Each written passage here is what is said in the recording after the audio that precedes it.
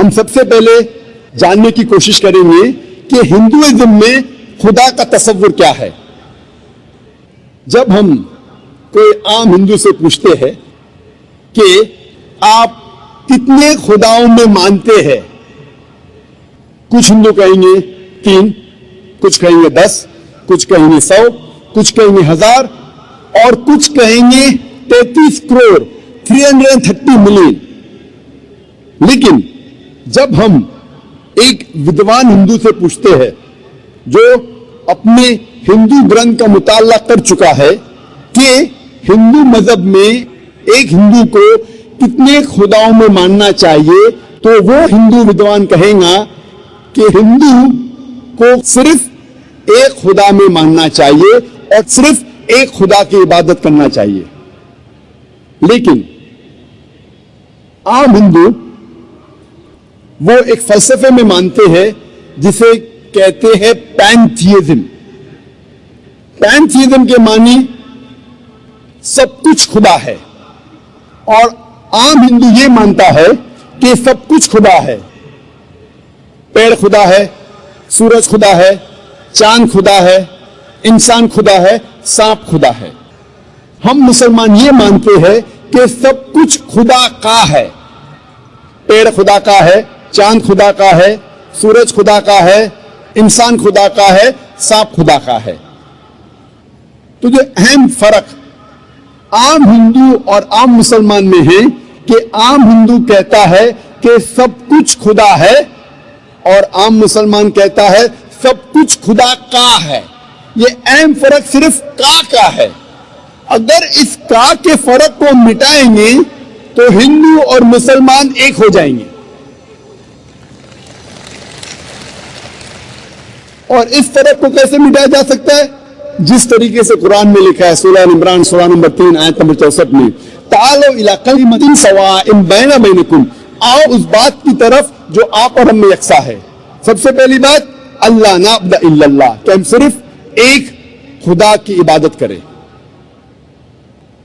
अभी हम तहकीक करेंगे कि हिंदू मजहब की किताब में खुदा का तस्वुर क्या है। हिंदू मजहब में एक अहम किताब है जिसका नाम है उपनिषद। जब हम पढ़ते हैं Chandogya Upanishad, chapter number 6, section number 2, verse number 1, उसमें लिखा है एकम एविदित्यम। ये एक संस्कृत श्लोक है जिसके मानी है खुदा एक है, ईश्वर एक है, दूसरा नहीं है।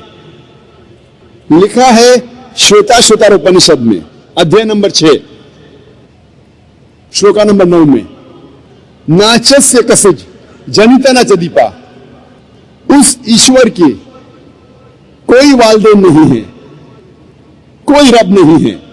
ईश्वर के कोई वालिद नहीं है, कोई वालदा नहीं है, ईश्वर के ऊपर कोई नहीं है। लिखा है श्वेताश्वतर उपनिषद में अध्याय नंबर 4 श्लोका नंबर 19 में, न तस्य प्रतिमा अस्ति, उस ईश्वर की कोई प्रतिमा नहीं है। प्रतिमा एक संस्कृत लफ्ज है जिसके मानी है अक्स। उस ईश्वर की कोई प्रतिमा नहीं है, कोई अक्स नहीं है, कोई फोटोग्राफ नहीं है, कोई पेंटिंग नहीं है, कोई पोर्ट्रेट नहीं है, कोई बुत नहीं है, कोई मूर्ति नहीं है, कोई स्टैच्यू नहीं है, कोई स्कल्पचर नहीं है।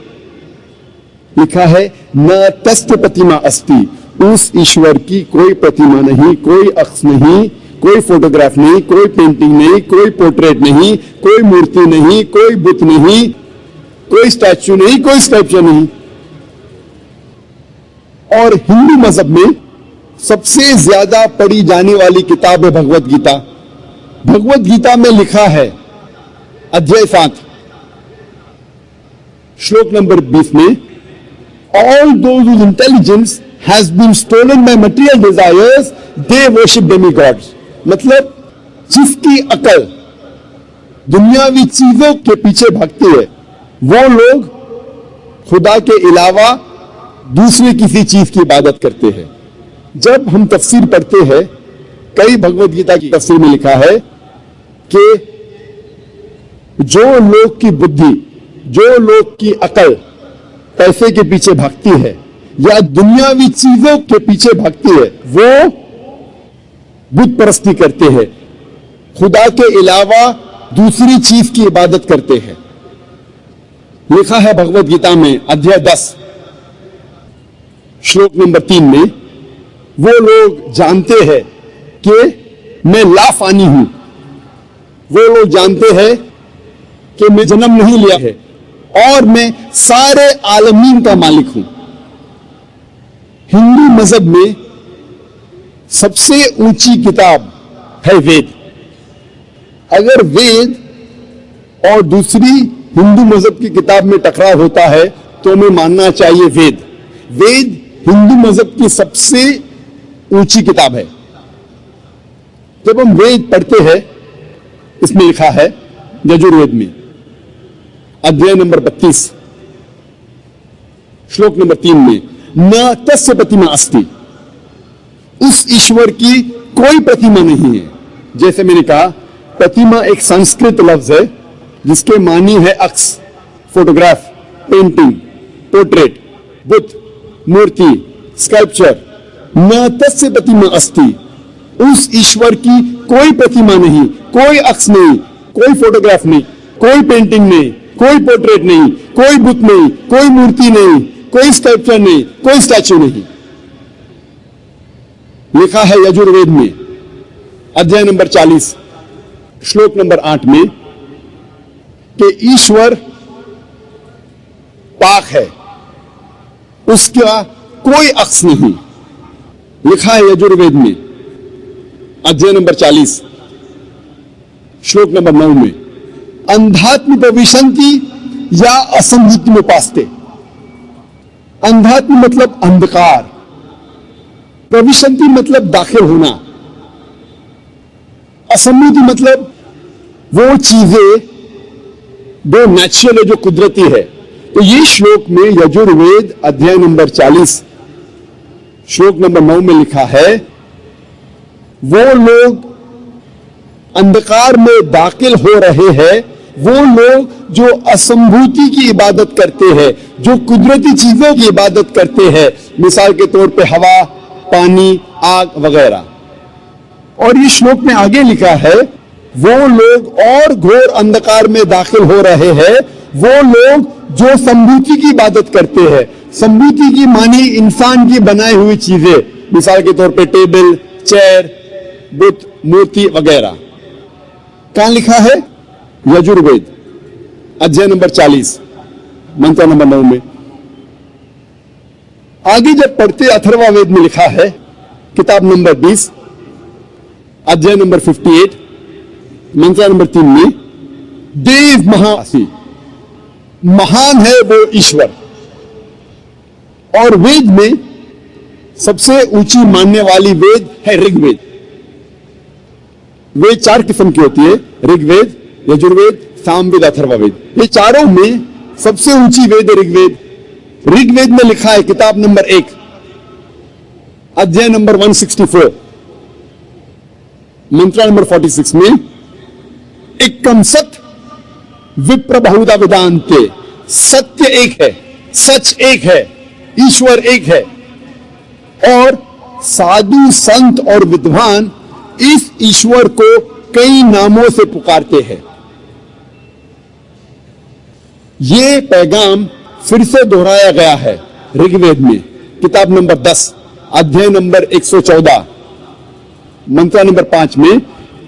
इसमें लिखा है कि खुदा एक है, ईश्वर एक है, ईश्वर एक है, लेकिन विद्वान, संत, साधु इस ईश्वर को कई नामों से पुकारते हैं। और जब हम ऋग्वेद पढ़ते हैं किताब नंबर 2 अध्याय नंबर 1, सिर्फ किताब नंबर 2 अध्याय नंबर 1 में 33 नाम और सिफतें दिए गए हैं इस ईश्वर को। इनमें से एक है ऋग्वेद किताब नंबर 2 में अध्याय नंबर 1 में मंत्र नंबर 3 में, ब्रह्मा। ब्रह्मा कहा जाता है उस ईश्वर को जो बनाने वाला है, जब हम अंग्रेजी में तर्जुमा करते हैं तो इसे कहते हैं क्रिएटर। जब उर्दू या अरबी में तर्जुमा करते हैं इसे कहते हैं खालिक। हम मुसलमानों को कोई एतराज नहीं अगर कोई कहता है कि खुदा या ईश्वर खालिक है या क्रिएटर है या बनाने वाला है, लेकिन अगर कोई शख्स कहता है क्या ब्रह्मा खुदा है जो बनाने वाला है लेकिन उसके 4 सिर है और हर सिर पर क्राउन है, हम मुसलमान इस पे एतराज देते हैं क्योंकि आप ईश्वर को अक्स दे रहे हैं। और साफ तौर पे लिखा है सोतारा उपनिषद में अध्याय नंबर 4 श्लोका नंबर 19 में, न तस्य प्रतिमा अस्ति, उस ईश्वर की कोई प्रतिमा नहीं, कोई अक्स नहीं, कोई फोटोग्राफ नहीं, कोई पेंटिंग नहीं, कोई पोर्ट्रेट नहीं, कोई मूर्ति नहीं, कोई बुत नहीं, कोई स्टैच्यू नहीं, कोई स्कल्पचर नहीं। एक और सिफत या नाम ऋग्वेद किताब नंबर 2 अध्याय नंबर 1 मंत्र नंबर 3 में दिया गया है, वो है विष्णु।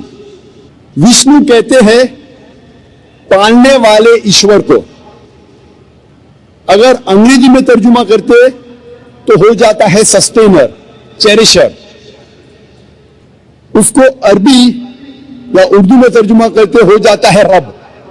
हम मुसलमानों को कोई एतराज नहीं अगर कोई कहता है कि खुदा या ईश्वर रब है, सस्टेनर है, चेरिशर है, पालने वाला है, लेकिन अगर कोई शख्स ये कहता है कि विष्णु पालने वाला खुदा है, पालने वाला ईश्वर है और उस ईश्वर के 4 हाथ है जैसे इंसानों जैसे, और एक हाथ में चक्रा है और दूसरे हाथ में कौंच है और वो पानी पे जा रहा है सांपों पे बैठकर या हवा में उड़ रहा है एक परिंदा जिसका नाम है गरुड़ा पर, हम मुसलमान इस पर एतराज करते हैं क्योंकि आप खुदा को अक्स दे रहे हैं। और आप यजुर्वेद अध्याय नंबर 32 मंत्र नंबर 3 के खिलाफ जा रहे हैं जिसमें लिखा है न तस्य प्रतिमा अस्ति, उस ईश्वर की कोई प्रतिमा नहीं, कोई अक्स नहीं, कोई फोटोग्राफ नहीं, कोई पोर्ट्रेट नहीं, कोई पेंटिंग नहीं, कोई बुत नहीं, कोई मूर्ति नहीं, कोई स्कल्पचर नहीं, कोई स्टैच्यू नहीं। जब हम ऋग्वेद पढ़ते हैं, ऋग्वेद में लिखा है किताब नंबर 8 में अध्याय नंबर 1 मंत्र नंबर 1 में, मां चिदन यदि संसद, इबादत सिर्फ वो एक ईश्वर की करो, सिर्फ उसकी प्रशंसा करो। लिखा है ऋग्वेद में किताब नंबर 6 अध्याय नंबर 45 मंत्र नंबर 16 में, या एक मुश्ती ही प्रशंसा सिर्फ वो एक खुदा की करो, सिर्फ उसकी इबादत करो।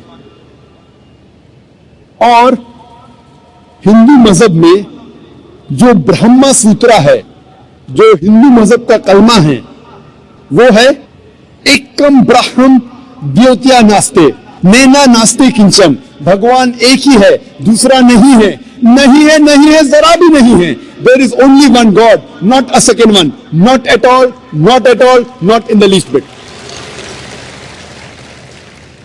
जब हम हिंदू मजहब की किताबों का मुताला करते हैं, हमें पता लगता है कि हिंदू मजहब में लिखा है कि एक ही ईश्वर, एक ही खुदा की इबादत करो जिसकी कोई प्रतिमा नहीं, जिसका कोई अक्स नहीं, जिसका कोई फोटोग्राफ नहीं, कोई पेंटिंग नहीं, कोई पोर्ट्रेट नहीं, कोई बुत नहीं, कोई मूर्ति नहीं, कोई स्टैच्यू नहीं, कोई स्कल्पचर नहीं।